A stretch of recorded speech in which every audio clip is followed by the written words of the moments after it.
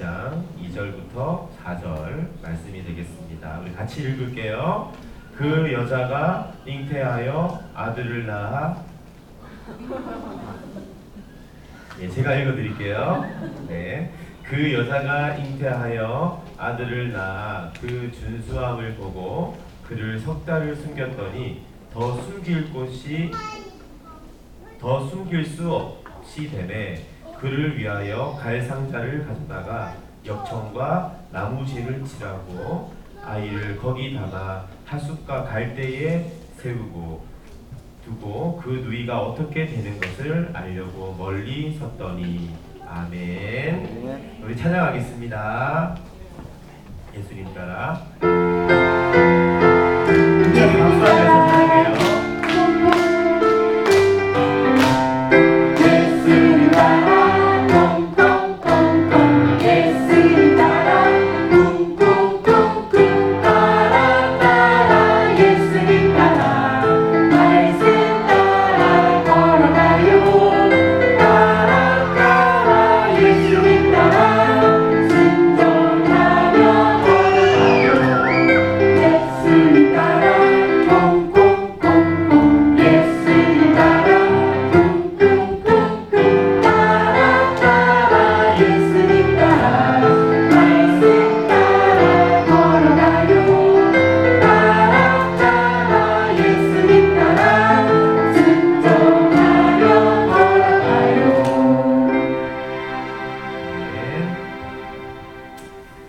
오늘 함께 이렇게 말씀을 나누게 되어서 너무 감사합니다.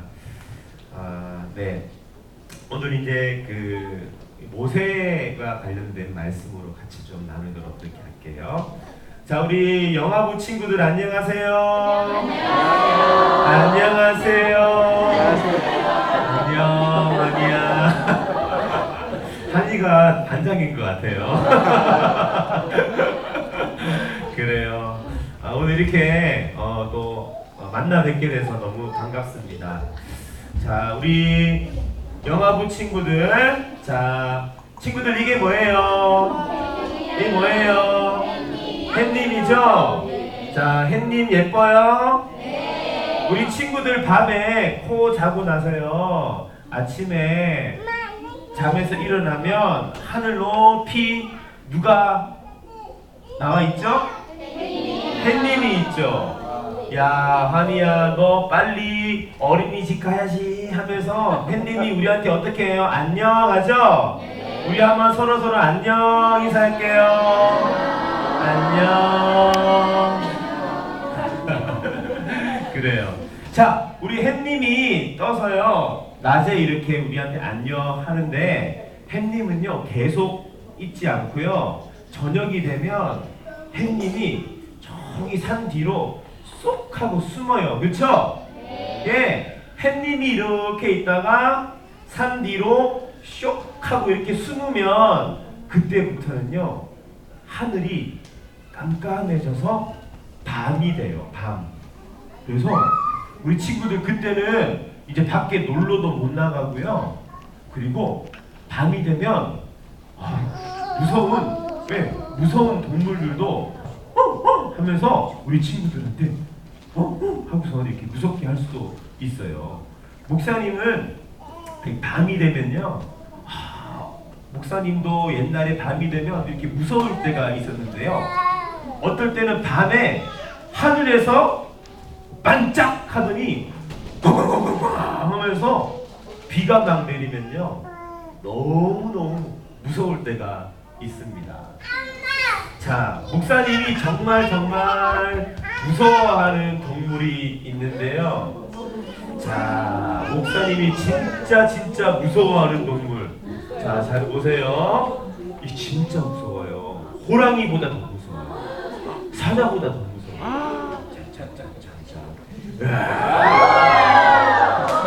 자, 우리 안녕 해볼까? 안녕.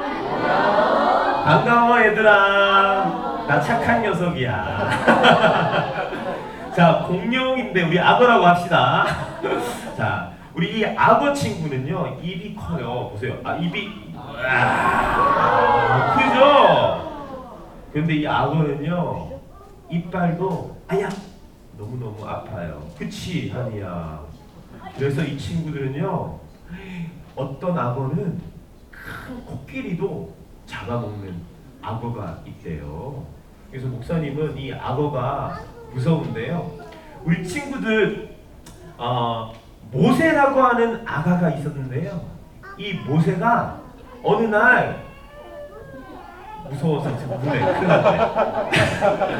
예, 이 모세가 강물에 뿅 하고 빠졌는데, 이 강물에는요 이 무서운 악어떼들이 많이 살고 있었대요. 그러니까 이 모세가 너무너무 무서워서 막 물고 있는데, 하나님이 이 모세를 쏙 하고 건져내 주셨는데, 하나님이 이렇게 해준 게 아니고 하나님이 공주님을 보냈어요. 공주님 알아요? 네. 공주님 어때요? 예쁘죠? 네, 예쁜 공주님이 마침 이 강가에 나와서 물에 빠져 있는 모세를, 아이고 저렇게 되면은 악어가 윙 하고 잡아먹는데 안 되지 하고, 하나님이 공주님을 보내주셔갖고 이 악어로부터 우리 이 모세를 살려주셨던 거예요. 그래서 우리 영화부 친구들도, 여러분 이 악어 안 무서워요. 하나님이 우리를 도와주시고 우리를 보호해 주시니까, 악어가 잡아먹으려고 이렇게 하잖아요. 그럼 하나님이 야! 너 가만히 있어! 이렇게 하나님이 우리를 꼭 지켜주시는 거예요. 자, 오늘 그 모세에 대한 이야기를 좀 잠시 좀 나눠보려고 합니다. 우리 제가 이제 오늘 김정규 목사님 이렇게 대신해서 말씀을 전하게 됐는데, 여러분 서로 우리 부모님들 이렇게 한번 좀 인사를 나눴으면 좋겠어요. 한 주간도 사명 감당하시느라 고생 많으셨습니다. 한번 인사할게요. 시작. 예, 제가 이제 사실은 인사를 애 키우느라 고생하셨습니다 라고도 할 수 있지만, 이렇게 인사를 한 이유는, 우리 무릎팍에 있는 아이들을 키우는 것이 하나님께서 우리에게 주신 사명이기 때문에 그렇습니다. 그렇죠? 한 주간도 사명 감당하시느라 너무 고생이 많으셨습니다. 한번 박수 받아 마땅한 우리 서로에게 박수로 한번 선물하도록 하겠습니다. 그래요.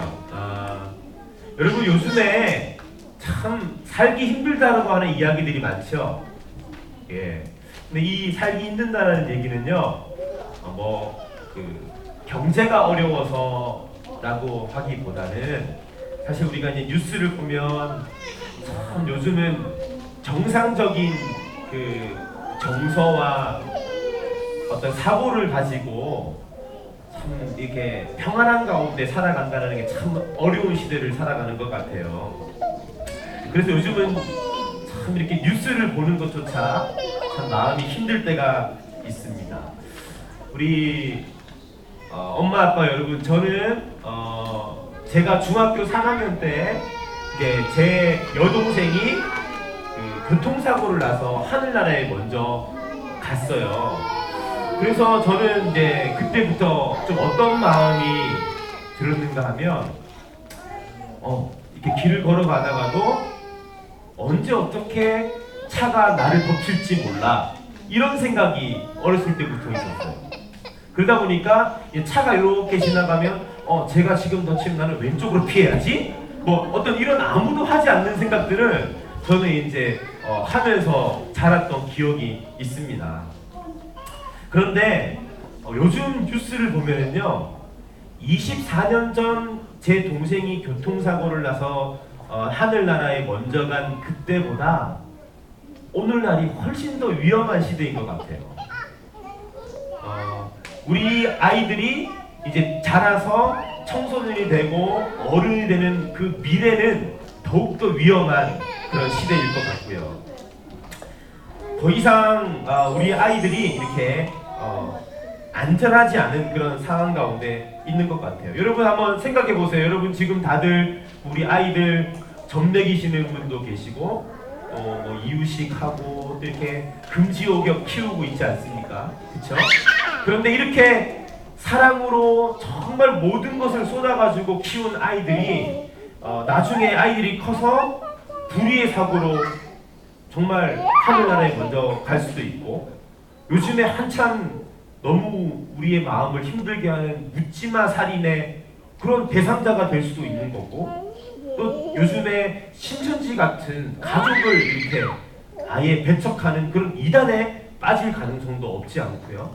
어느 날 결혼 적령기가 되었는데 우리 아이들이 엄마 나 결혼할 사람 소개시켜 줄게 하고 아들이 사람을 데리고 왔는데 남자를 데리고 올 가능성도 사실은 배제할 수 없는 그런 시대를 살아가고 있는 것 같아요.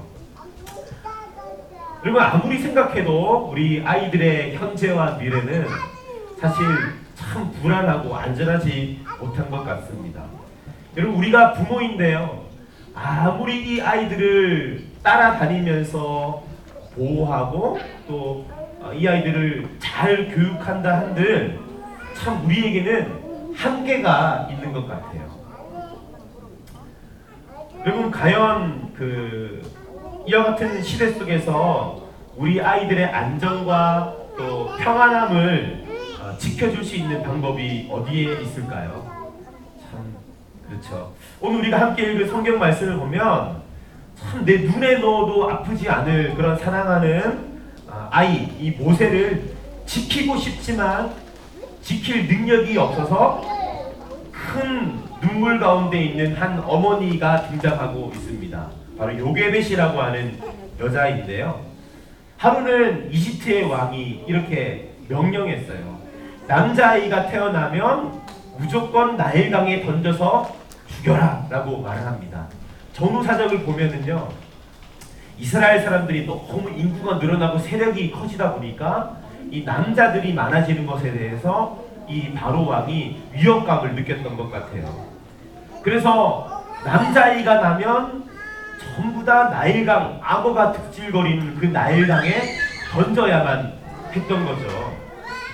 그런데 이 모세의 어머니 요게벳은요, 목숨을 걸고 이 모세를 집에서 숨겨서 키웠습니다.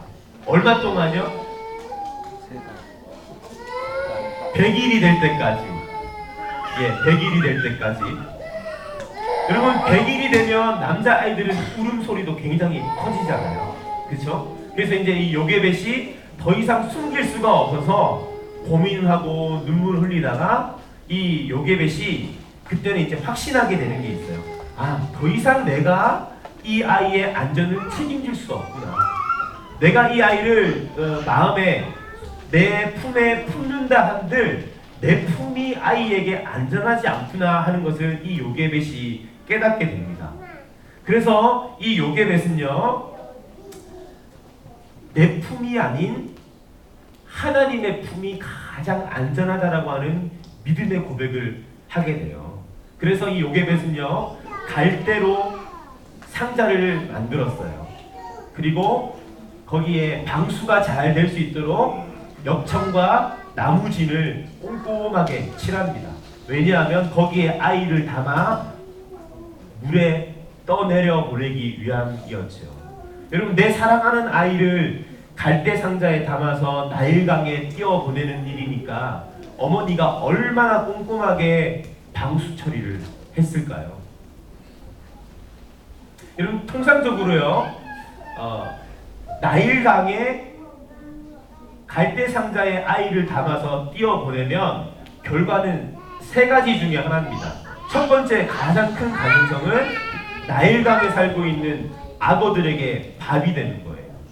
여러분, 제가 인터넷을 봤더니 나일 악어라고 하는 악어가 있는데요, 보통 5, 6m고요 긴 거는 7, 8m예요. 코끼리도 잡아먹어요. 그러니 이 갈대 상자에 떠내려가는 아이를 통째로 상자채로 삼켜버리는 것은 너무나도 쉽게 일어날 수 있는 일이었어요. 또 하나의 가능성은요, 이게 이렇게 떠내려가다가 물결이 일어서 상자가 뒤집히게 되며 아이가 물에 빠져 죽는 경우. 정말 좋은 케이스는 그나마 점점 떠내려가서 바다까지 떠내려갔는데 결국 거기서 아이가 탈진해서 죽거나 굶어 죽는 이 세 가지 경우밖에 없었어요. 그런데 요게벳은 이 갈대 상자에다가 모세를 담아 띄워 보냅니다. 왜 그랬을까요? 그는 비록 물에 띄워 보냈지만 요게벳이 띄워 보낸 곳은 나일강이 아니라 바로 내 품이 안전하지 않고 하나님만 이 아이를 보호해 줄 수 있다라고 하는 그 믿음 때문이었어요. 그러니까 물에 띄운 것이 아니라 하나님의 품에다가 모세를 띄워 보낸 거죠. 모세의 주인, 모세의 보호자, 모세의 인도자가 바로 하나님밖에 없다라고 하는 고백 때문이었습니다. 사랑하는 엄마 아빠 여러분, 오늘 여러분의 이 품에 있는 그 아이들의 진짜 주인이 여러분 누구입니까? 하나님 맞나요? 여러분 그런데 한번 잘 보세요. 이 아이를 키우면서 내가 부모랍시고 내가 이 아이의 모든 것을 책임져야 할 듯이 마치 내가 주인인 것처럼 아이의 인생의 주인처럼 행세하고 양육하지는 않았는지 하는 것입니다. 우리가 절대 착각해서는 안 될 거예요. 우리는 절대로 아이의 인생을 근본적으로 책임질 수 있는 능력이 없는 연약한 부모입니다. 여러분, 우리 아이들이 이제 자라서 나중에 군대에 가요. 그리고 군대에 가면 이제 입대를 하게 되죠. 그러면 그 연병장에 집합해서 경례하면 그때부터 엄마는 따라갈 수가 없어요.